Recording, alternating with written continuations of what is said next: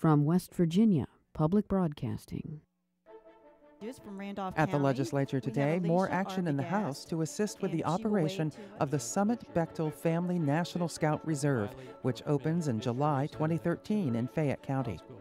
The Senate will try to negotiate between the Department of Agriculture and the Division of Natural Resources over deer farms in the state.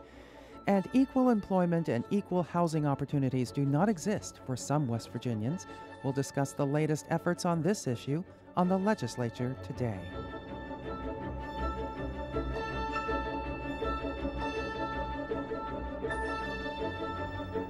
Good evening, I'm Beth Voorhees. The House of Delegates passed 10 bills today while advancing 4 more out of its Judiciary Committee.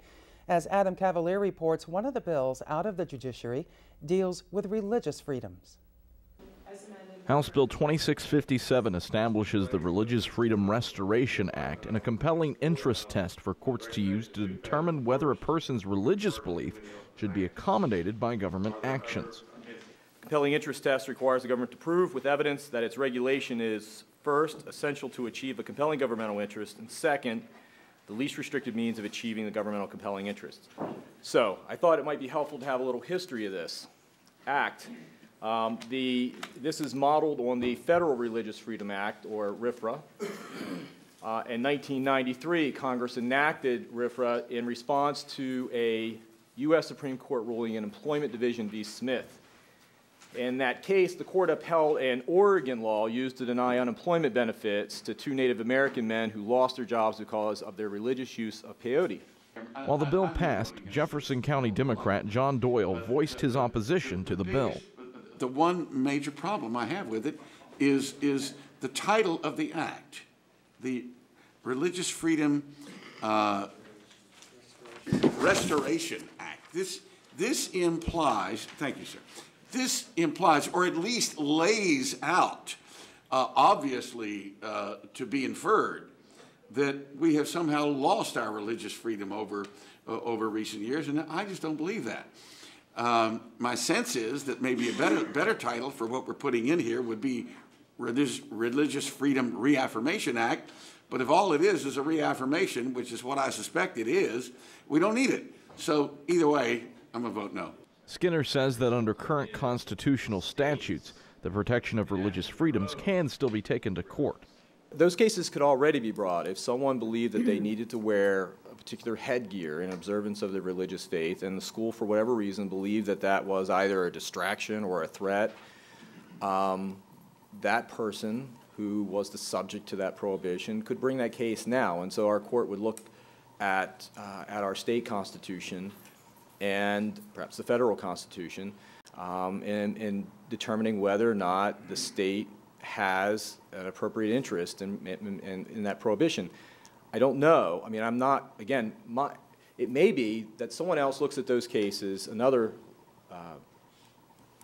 legal mind, which I certainly am not a constitutional scholar, and in my looking at those cases, I would find that there's already a compelling state interest required when the state regulates someone's religious beliefs. And so those cases could be brought now. If someone felt like the state was infringing on their religious beliefs, they could bring that case now. So this isn't creating a cause of action where none exists. There's already a cause of action under our Constitution. Meanwhile, on the House floor, delegates passed 10 bills. 2 of those help with the Boy Scout camp in Fayette County. House Bill 4415 sets up a Prince Railroad Station Authority to assist in providing easier travel in and out of the Fayette County station. When they come, their parents obviously bring them, and their siblings and the volunteers. So it's going to be a huge number of people converging on Fayette County, and we need every mode of transportation that we can get. Now, fortunately, we have a historic rail station that Prince built in the 1940s. At that time, it was one of the best in the state. That bill passed unanimously.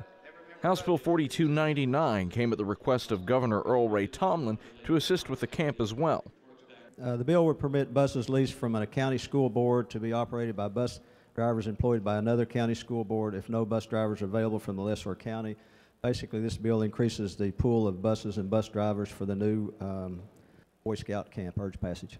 The bus driver bill passed unanimously and moves on to the Senate. For West Virginia Public Broadcasting, I'm Adam Cavalier in Charleston. Motor vehicles used by undercover law enforcement officers in covert operations will be allowed to have their windows tinted. That was one of the bills passing the Senate today. State law restricts the use of sun screening for all other vehicles. Other bills on the Senate floor today included Senate Bill 373. This will allow officials at the State Police Academy to charge other law enforcement agencies for additional training. The state police currently provide basic law enforcement training free of charge. This bill would allow them to offer advanced training to law enforcement officers in the state for a reasonable fee not to exceed $100. These proceeds are used to offset operational costs for the state police. As a result of an episode in Ohio last year where the keeper of a large animal preserve opened the cages and allowed dangerous wild animals loose before taking his own life, the Senate has passed and sent to the House a bill to limit the possession of these animals in the state. Senator William Laird, the chairman of the Senate Natural Resources Committee, explained the bill to his colleagues. West Virginia is one of only 8 states that lack any restrictions for wild and exotic animals kept by private individuals. The bill holds that these animals should be regulated to protect the public health, public safety, animal health, and animal welfare. The Division of Natural Resources, the Department of Agriculture, and the Bureau of Public Health are involved. The bill provides for a permit for those in possession on the effective date and for limited exceptions. There are penalties prescribed for violations. Through legislative rulemaking authority, the bill requires the Division of Natural Resources, in consultation with the Department of Agriculture and the Bureau for Public Health, to develop a comprehensive list of what shall be considered as wild and exotic animals under the provisions of this bill. Senate Bill 477 received 1 no vote. Another bill having to do with animals also passed today. Senate Bill 527 relates to livestock trespassing on another's property. This section of the code hadn't been updated since 1913. One bill that was up for passage today was pulled from the calendar and referred to the Senate Rules Committee. Senate Bill 421 creates the Captive Cervid Farming Act. It allows deer farmers to raise the animals and sell the venison. But Senate Majority Leader John Unger says there is too much disagreement about the measure, not between the senators, but between 2 state agencies. The Department of Agriculture and the Department of Natural Resources have been feuding over this very issue for some time now. What we want to do is try to bring those parties together and try to hammer out cooperation. It's ridiculous that these 2 government agencies are feuding each other. There's misinformation being spread around about the bill, and we wanted to get to the bottom of it. The president felt that this was a way that we could bring the parties together, discuss it and examine it, and then we'll bring the bill back out. So hopefully within the next couple of days, we can actually foster some cooperation between those 2 agencies on this particular piece of legislation. And here's a review of this issue. Venison is becoming an increasingly popular red meat. Experts say it's more healthful than many cuts of beef. West Virginia has the largest deer herd in the East, and hunters harvest more than 120,000 deer each fall. West Virginia deer farmers say current state law makes it very difficult for them to develop captive deer for the meat industry. Both Ohio and Pennsylvania have more than 1,000 deer farms. West Virginia has only 37. An effort is underway to convince lawmakers to pass a bill making the state more competitive when it comes to raising deer for food. Agriculture Commissioner Gus Douglas and key lawmakers are supporting the plan. The Senate's new Agriculture Chairman, Senator Ron Miller of Greenbrier County, says there are several key issues involving that industry. We're going to work on that controversial deer farming bill. Deer farming is a great industry for West Virginia. We seem to be a natural for that. The State Deer Farmers Association contends the Division of Natural Resources is attempting to stop their business. They want the state to move the oversight to the Department of Agriculture. Lieutenant Colonel Jerry Jenkins with the DNR says deer are wildlife. They ought to stay with the agency that manages wildlife. In a moment, a discussion about the West Virginia Human Rights Act and discrimination in employment and housing. First, here's a look at some of the bills introduced in the Senate today and what's coming up in the Senate on Monday. Among the bills introduced in the Senate today, Senate Bill 626 to exempt employers of a health care facility that provides treatment to patients with life-threatening illnesses caused by or related to the use of tobacco products from discriminating against tobacco use. Senate Bill 630 to direct the Commissioner of Highways to conduct a study on alternative revenues such as vehicle miles traveled to replace stagnating funding from the fuel tax. Senate Bill 640 prohibiting coin pusher machines, which are coin-operated gambling devices.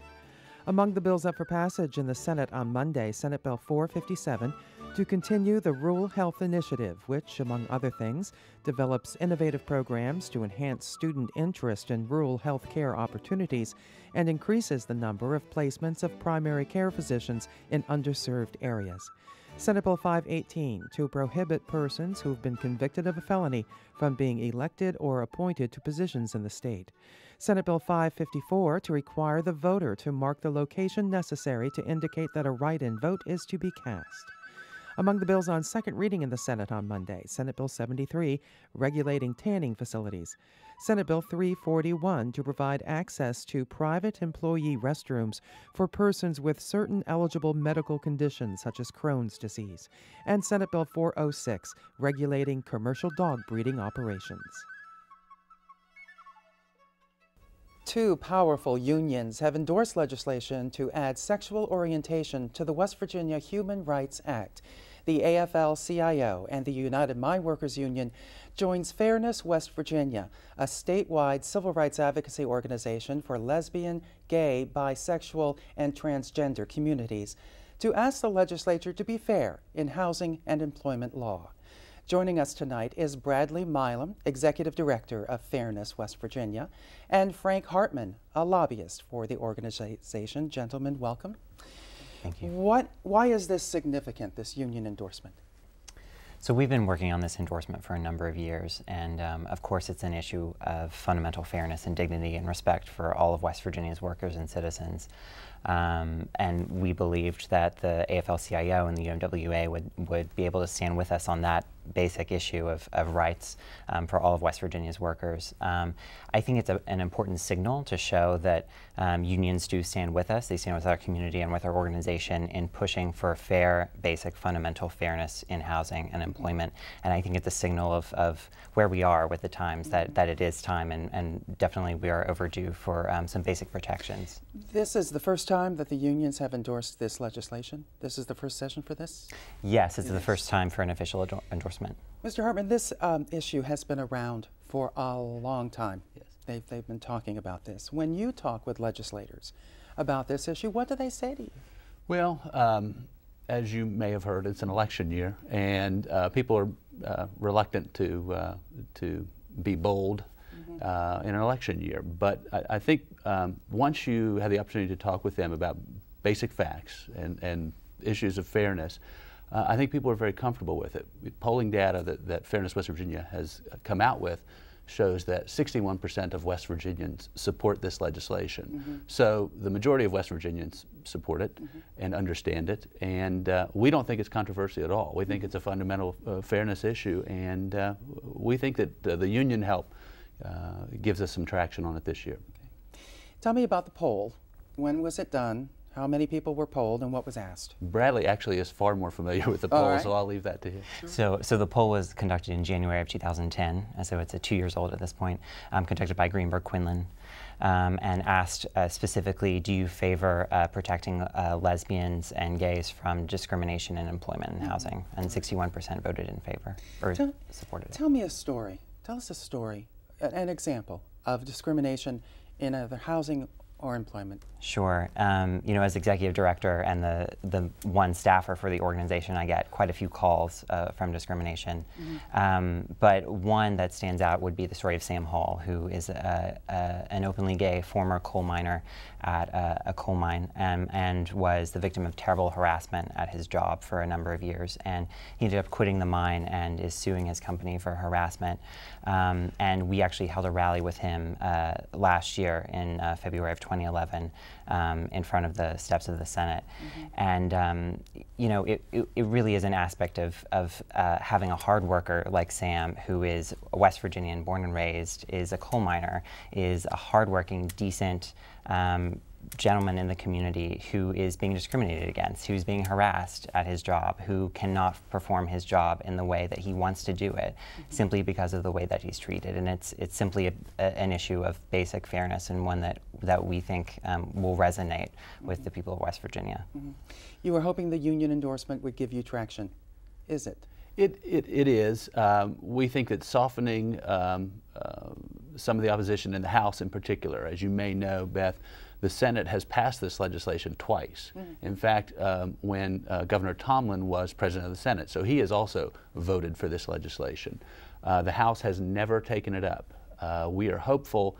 There's still a few more days that it can happen. House Bill 2045 can be taken up and acted upon. It has a double reference, so there's still, it's close, but there's still some time left. What committees is it going to? Let's see, the first one, it's assigned to Energy, Industry, and Labor. That's the first reference, and then on to Judiciary. Yeah. And then Judiciary yes. for Housing. Yes. All right.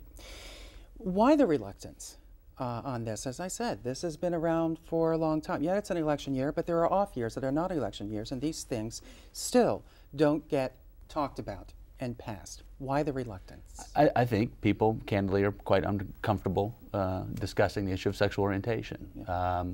Once the conversation is had, however, I think people understand and people oppose discrimination in any form. So it's still having that conversation and making people feel comfortable about it, and I think each year we pick up support and we get closer each year. And you're not even talking about same-sex marriage or civil unions. You're talking about just keeping a job and not being, thrown out of an apartment or a house or something like that, right? With this specific piece of legislation, that's exactly what we're talking about. There's no mention whatsoever of relationship recognition. It's simply making sure that all West Virginians are protected from discrimination in employment and housing on the basis of perceived or actual sexual orientation. More and more states are passing same-sex marriage. Will it come here? When do you think it will come to West Virginia? What has to happen for it to be here? Really? Go ahead. Well, actually, yesterday, Delegate Doyle introduced the very first civil union bill ever in West Virginia. And so, again, like with the ENDA bill, Employment Housing Non-Discrimination Act, we think beginning the conversation is just part of that. We have no expectation that it's going to pass this year or in the foreseeable future, quite frankly. But it's the beginning of the conversation. Very interesting. Bradley Milam and Frank Hartman of Fairness, West Virginia, thank you very much. Thank you. Thank you. And here's a look at some of the bills introduced in the House today and what's coming up in the House of Delegates on Monday.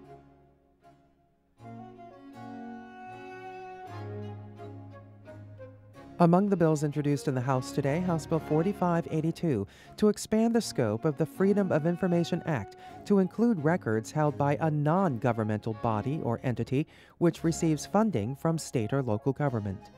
House Bill 4587 to clarify and to extend protections offered by West Virginia's anti-hazing statute.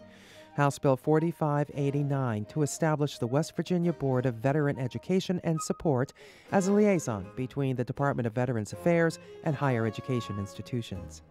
House Bill 4593 to allow for the participation of homeschooled students in certain secondary school activities.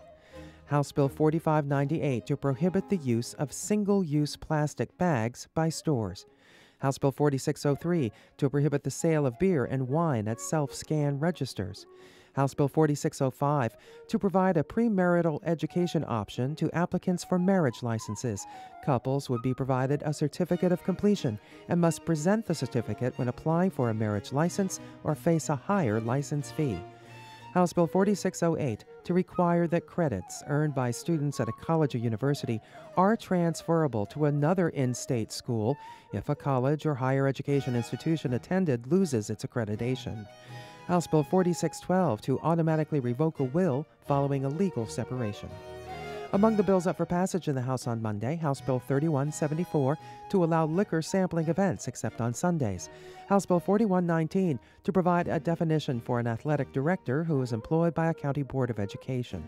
And House Bill 4433 to provide high school diplomas to veterans of any armed conflict or war, regardless of whether they were attending high school before entering the military.